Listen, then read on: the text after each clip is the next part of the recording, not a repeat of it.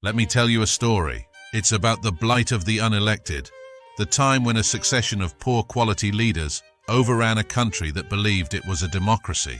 After 6 years of austerity, the people were very unhappy because of problems within the ruling political party. A weak leader who refused to deal with the ideologues on his backbenches decided to hold a referendum on Britain's membership of the EU.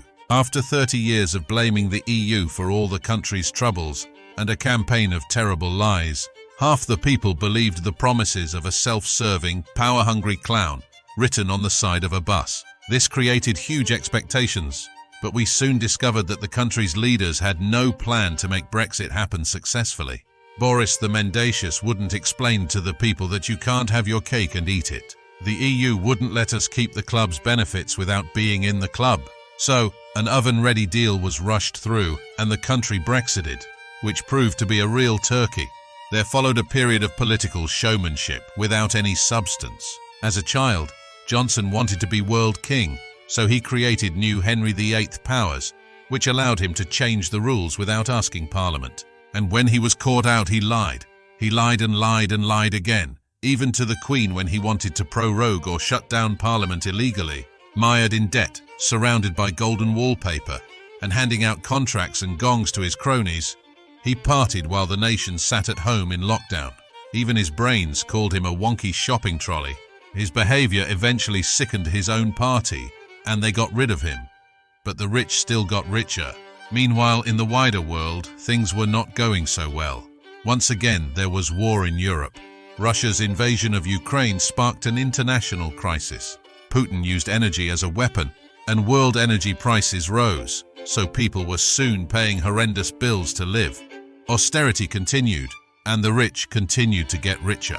And then began the blight of the unelected. Unelected by us, that is. Only the Conservative Party membership had a say in what happened next. So we got Liz Truss. Whoever she was working for, it certainly wasn't us. In 44 days, she tanked the economy, cost us at least per 30 billion, pushed up mortgage rates and lowered pensions for millions. She too was then defenestrated, but still gets her PM's pension. And then came Rishi Sunak, crowned by MPs not elected by us. With a US green card, a non-dom wife and billions to spend, he tells us he understands, while flying overhead by private jet, prudent only when it suits him. And the rich still got richer. The people were rightly fed up, but this problem could not be flushed away like sewage. We are locked into a political system that no longer works for us.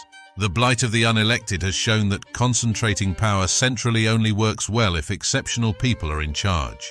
The engine of state has run out of gas, and unrelenting media pressure 24/7 and 365 days a year means there is nowhere to hide its failure. The stench is all around us. Britain is broken. We can't carry on doing politics the old way. We must change to have any chance of improving the lives of ordinary people. A change of face doesn't change the rotten foundations of our system. We need major reform, including rules to ensure parties can't keep avoiding general elections with new leaders. We need all votes to count. We need better institutions. We must end the dark money corrupting our politics, and we must avoid more lords chosen from the PM's mates and donors. But this tale can have a positive ending. We, the people, can make a better future. So be a citizen, not just a voter. Make change, support all.